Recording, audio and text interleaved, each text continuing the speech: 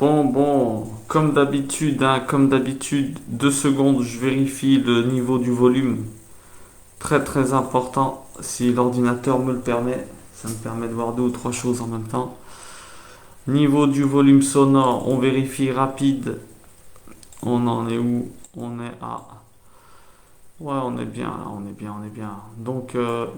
Qu'est-ce que je veux dire? Attention, enseignement comme d'habitude assez important.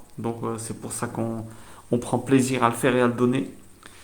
Comme d'habitude, on dédicace nos enseignements aux personnes qui sont malades.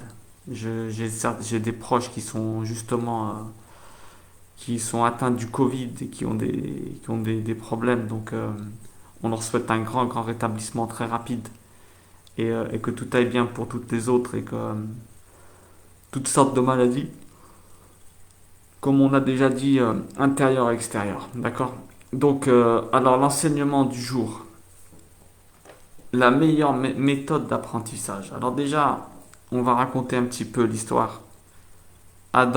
Dieu a mis Adam dans le jardin d'Éden et il lui a dit ne mange pas de l'arbre du discernement du bien et du mal, de la connaissance du bien et du mal.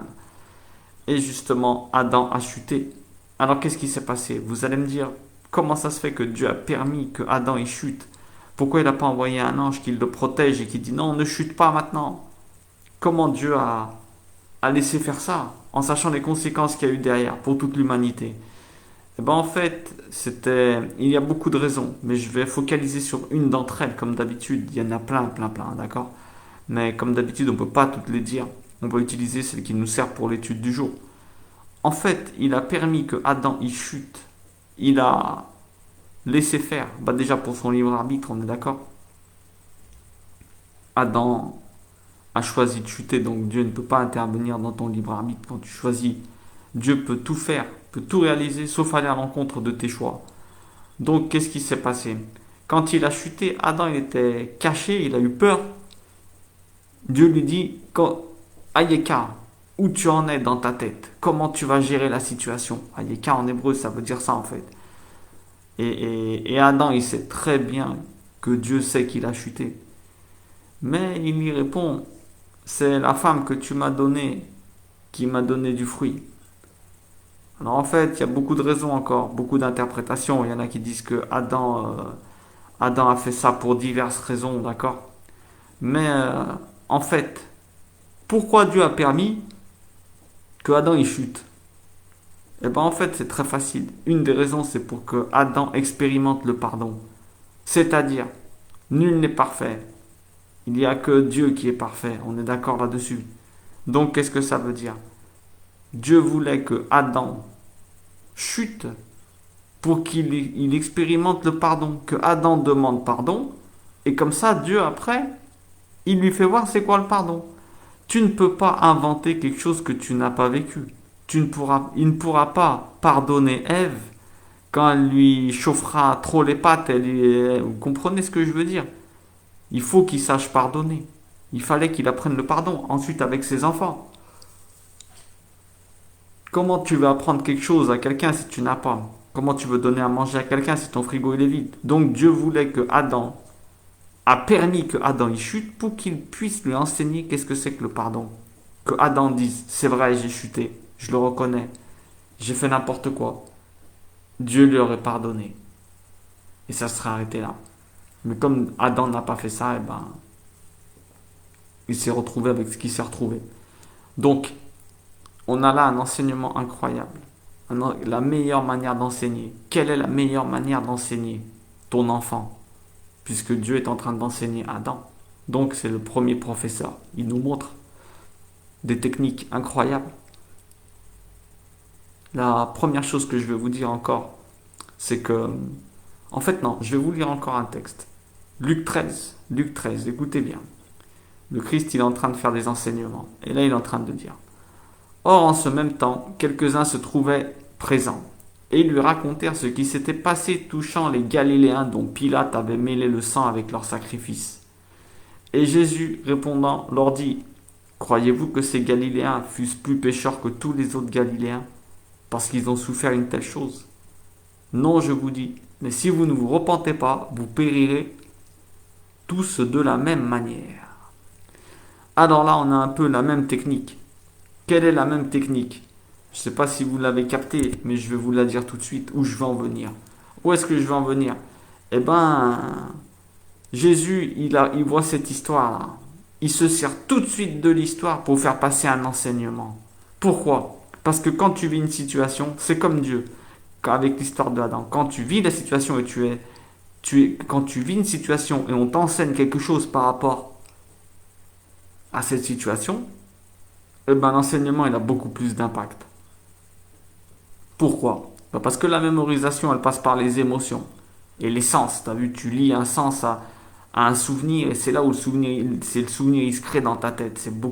Il est beaucoup plus solide quand il y a une émotion derrière. Par exemple, une odeur que tu as sentie, eh ben, tu ressens l'odeur, tu vois, c'est un de tes sens qui a validé comment dire, le souvenir dans ta tête où tu vois quelqu'un qui marche comme quelqu'un que tu connaissais, ben, tu vas te dire, tiens, lui, il marche comme lui, tu vois, tu passes par les yeux. Quand tu vis une situation, eh ben, il y a beaucoup plus d'impact. Il y a beaucoup plus d'impact. Et pourquoi? Parce que tu es dans l'émotion. Par exemple, tu vas te rappeler ce que tu faisais le 11 septembre, quand ils ont fait les attentats dans les tours aux États-Unis, alors que tu vas pas te rappeler ce que tu as mangé hier soir. Pourquoi? Parce que tu es moins dans l'émotion et parce qu'il y a eu moins de répétitions. On sait que pour que on crée les chemins de remémoration beaucoup plus solides, c'est la répétition et l'émotion. D'accord? Alors on continue. Alors on est un peu comme, pour prendre l'exemple, c'est un peu comme les paraboles du Christ. Le Christ, il utilise des paraboles. Pourquoi? Parce qu'il sait qu'il va mettre les gens dans l'émotion. C'est ce qu'ils sont en train de vivre dans tous les jours. C'est tous des agriculteurs, ceux qui l'écoutent, etc. Des bergers. Donc, il utilise comment dire, des choses qui les renvoient à, à ce qu'ils sont en train d'apprendre. Donc, qu'est-ce que ça veut dire? Eh bien, la meilleure manière d'enseigner quelque chose, c'est de passer par une question qui se pose ou un événement autour de nous. C'est un des problèmes de l'école, on va dire. C'est un des problèmes de l'école, c'est que, enfin, peut-être pas de l'école, mais des jeunes, ils n'arrivent pas à trouver du sens à leur enseignement. Ils se disent, à l'école, on m'apprend n'importe quoi et ça ne me sert à rien dans la vie. Et donc là, c'est tout le contraire. Dieu et le Christ, ils se servent des événements qui se déroulent pour passer les enseignements. Pourquoi? Bah parce que tu prendras moins la tête. Déjà, première chose, tu prendras moins la tête aux gens et ils seront, comment dire, ils seront beaucoup plus attentifs parce qu'ils sont en train de vivre la chose. Vous comprenez ce que je suis en train de dire? Ça, c'est très très important. Et une chose qui est importante aussi, 2 secondes, je réponds à un petit truc. École.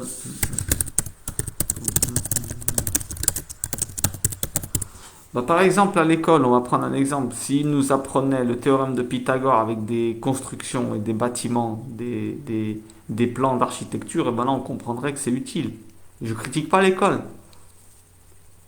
mais passer par les enseignements qu'on est en train de vivre par rapport aux événements, et ben c'est ce qu'il y a de meilleur. Parce que là, on est dans l'émotion. Donc, c'est ce qui se passe. Par exemple, je me rappelle pour le concours de prof, on m'avait dit comment on peut faire passer l'enseignement de l'électricité. Eh ben, on avait utilisé la technique de, avant que les élèves y rentrent, tu rentres dans la classe, tu débranches une ampoule et tu les fais rentrer. Et quand ils rentrent, ils voient qu'il n'y a pas de lumière. Et ben là, tu passes l'enseignement de l'électricité. Et là, ils trouveront du sens. Vous voyez ce que je veux dire? Ça aide beaucoup plus d'être en situation. Quand tu es devant la télévision avec ton fils et tu vois des trucs bizarres, des émissions bidons, des assassinats, des femmes qui sont dénudées, ne diabolise pas. Sers-toi-en. Je dis pas de regarder, hein, mais je dis, sers-toi de ça pour passer un enseignement. Tu dis, tiens, regarde ces gens, ils n'ont pas de chance, regarde, ils n'ont pas eu quelqu'un qui les enseigne à pas faire le mal. Faut pas, tu lui apprends la compassion aussi. Hein, tu tailles pas ce que tu es en train de voir à la télé, tu critiques pas. C'est important. Tu lui apprends la compassion, tu dis, les pauvres, regarde, ils font des films comme ça parce qu'en fait, ils savent pas que, par exemple, le bien que c'est d'étudier ou de, vous voyez ce que je veux dire ou pas? C'est très très important.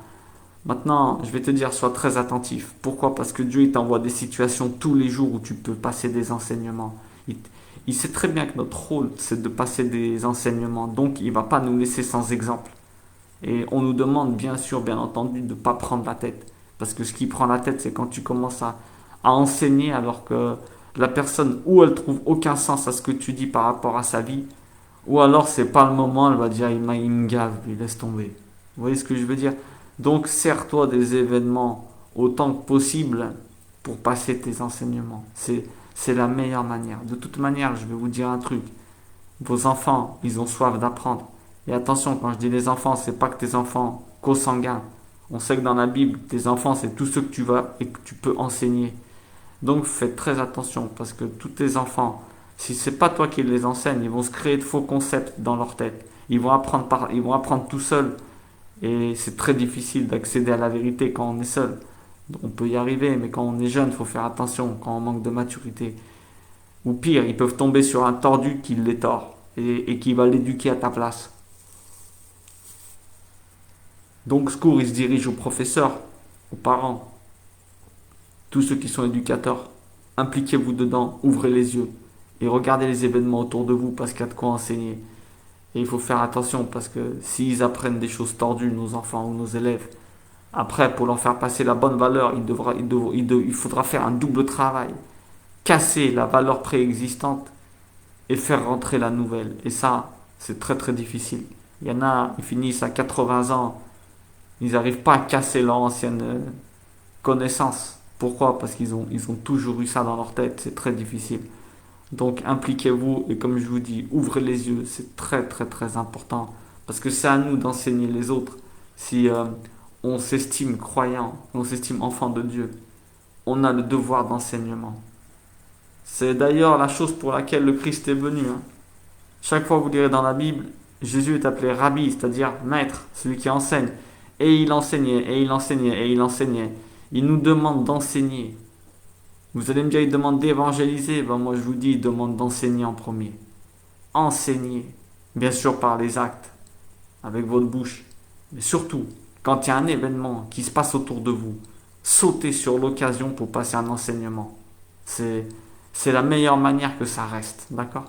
Par exemple, je sais pas, moi, vous tombez sur un accident ou un truc comme ça, et ben là, c'est le moment de parler de la vitesse sur la route ou des choses comme ça, d'accord? Dieu nous en préserve, bien sûr, de tomber sur des accidents et qu'il n'y ait plus d'accidents, c'est ce qu'on souhaite.